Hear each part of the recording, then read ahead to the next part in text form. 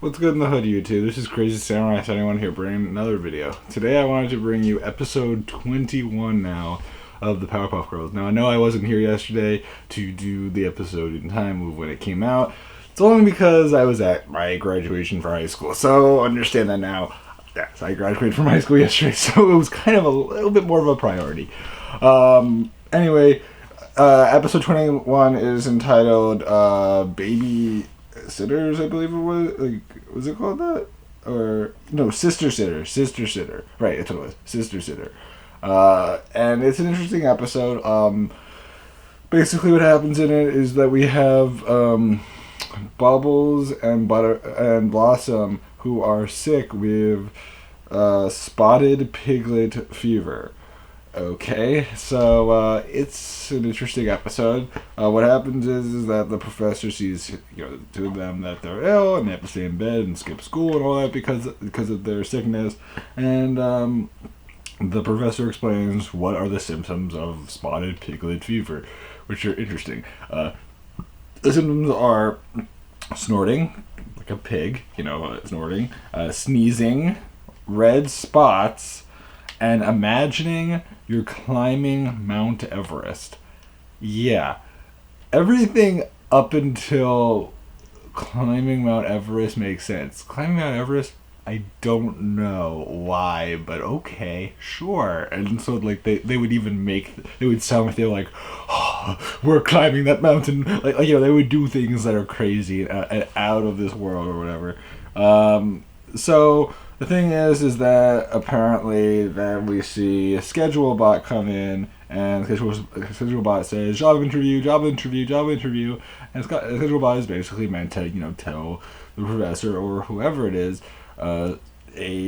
something that's going to happen at a certain time of day, because it's like a schedule, a schedule bot. So that was a job interview. And the thing is that he wants to go to his job interview, but he has to take care of Bubbles and Blossom. And Buttercup has to go to school. But Buttercup's like, why do they not have to go to school? And then she realizes, you know what, Professor? Let me take care of my sisters. And he's like, well, I don't really want you to skip school. And she says, well, I'll study the whole time, even though that's really not her thing at all. She's not going to study.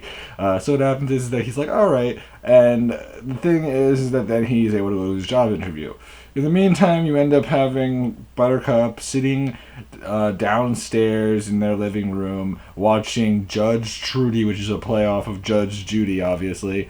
And like she gets all like Judge Trudy in this case is like someone who, when she gets angry, she smashes a lamp rather than smashes like a gavel or whatever. She's like goes, it's just like what, and they constantly replace lamps.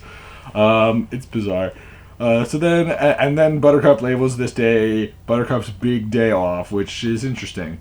So then what happens is that then her sisters need to take their antidote, and what happens is that schedule bot says antidote time, antidote time, antidote time, and so she has to give them their antidotes. The only way that they'll accept it, which is something that I forgot to mention the professor did, was that the professor sang to the girls and then they accepted the antidote. Buttercup had to do the same thing. She had to sing to her sisters, and then they would accept the antidote, even though she kind of screwed it up. But it was fine the first time. So then what happened was that then she went back down, and she missed a good portion of Judge Trudy. And she was upset about it. She's like, you know what, let's do my bucket list. And so the first thing on her bucket list was to yell at a bird. And so she yells at a bird, and the bird's like traumatized afterwards, which is totally right? No. Okay. And then her next thing on her bucket list is to make a giant straw out of many other straws, right? Okay. And the thing is that she finishes making it, and she's kind of upset because she's like, I want more straws. I want to keep on doing this. And the thing is that she's like, maybe I can leave my sisters. I'm not sure. You know what? I'm sure the professor won't know, and nothing bad will happen if I leave. Well, she does leave. She does leave to go to the store, and she doesn't tell her sisters. She doesn't tell anyone. And then in the meantime, what happens is that we see the professor, who is at a job interview at this company called Cornco Labs, where it's all about corn and all that stuff. And he's doing his job interview, and then they switch frames to back at the home of the girls, and suddenly you see Schedulebot saying antidote time, and looking around the house trying to find Buttercup. Buttercup's not around, and then eventually Schedulebot ends up back in the girls' room. And the thing is that then the girls turn into giant warthogs, and it's a symptom that if not given an antidote, eventually you end up having giant warthog-itis, which is not good. So suddenly you become giant warthogs. And the thing is that while that's happening, you have Buttercup, who's trying to pick out straws, and there's red straws, there's blue straws, there's reddish blue straws, there's organic straws, there's inorganic straws, there's this kind of straw, and then she jokes around like, oh, there should be purple straws or whatever, and then some old woman's like, shouldn't you be in school, boy? And because Buttercup has a little bit more of a male haircut. And the thing is that she's annoyed. Schedulebot comes in, crashes into the window, and says, antidote time. And at that point, she's like, can you see I'm doing a really important decision here? And suddenly you see the girls as warthogs terrorizing the town. At that point, Buttercup tells Schedulebot to pay for the straws. And while it's happening, Buttercup will beat up her sisters. We'll rescue her. We'll turn her sisters back to normal. So the thing is that she ends up trying to stop them, make them stop in general. She tries to hold them back, and they're gigantic, so it really doesn't work very well. And the thing is that eventually she's pretty clueless, and we see this guy who has this nice car, who loves his car, who treats his car like the greatest thing in the world. And suddenly what happens is that Buttercup falls on it because of her sisters, and it turns into a wreck. And then you see Schedulebot, and Buttercup asks Schedulebot eventually, like, what should I do? What can I do to stop my sisters? And Schedulebot basically says the lines of the song that they were saying, like, drink the antidote, drink it up, blah, blah, blah, blah, blah, blah. And the thing is that eventually she's like, that's it. And so then Buttercup gets the idea of using her powers, her special powers, the ones that were introduced midway through the series so far, or into this,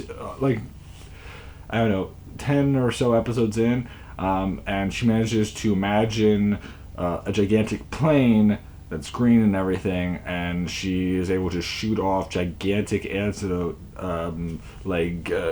beakers or whatever, into their mouths.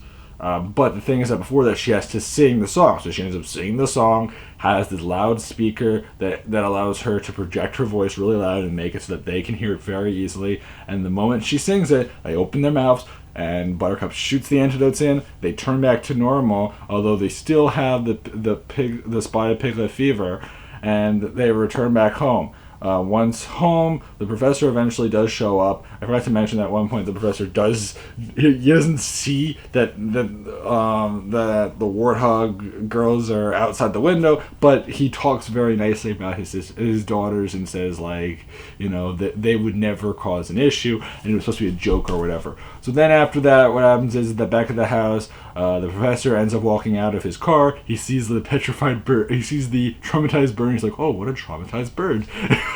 And he was worried. So then he comes into the house. He sees the girls are sitting there enjoying their straws put together by other straw while they're drinking a drink. And Buttercup's like, you see, Professor, I did exactly what you wanted. I did a good job. So then what happens is that suddenly, while she says all that, she then says, you know what? If you need me now, I'm going to be enjoying the marathon of Judge Trudy. And then at that moment, she gets spotted piglet fever, and then she has to join her sisters, and she starts to imagine climbing Mount Everest. And at that point, they're all just sitting there together, and all suffering in the same way. So it's pretty interesting episode, pretty sweet. It's kind of bizarre with the Mount Everest bit, but otherwise, it's a good episode. It's a simple one. It's not so complex. It's not super simple, but I mean, it works. It does the job. We've had 2 episodes where they kind of, like, the last episode was kind of similar in that way, where it was just sort of like your daily life, but with a little bit of a spin to it. Pitch your day last time, being sick this time. Whatever. You get the point. So overall, an interesting episode. Please remember to like, comment, subscribe. Tell me what you guys think. Do you like this episode? I wish I had actually made this episode yesterday, but unfortunately, due to the fact that I was at my graduation, I had no time to do it, and also I needed to find it so that I could do a review of it, and I now have seen it. So please leave your comments below, and I'll see you guys in the next video. So until then, guys, please remember to like, comment, subscribe. Check me out on Twitter, on my Facebook page, and also on Instagram, and I'll see you guys in the next video. So until then, guys, I'm Crazy Samurai 71, and goodbye, guys.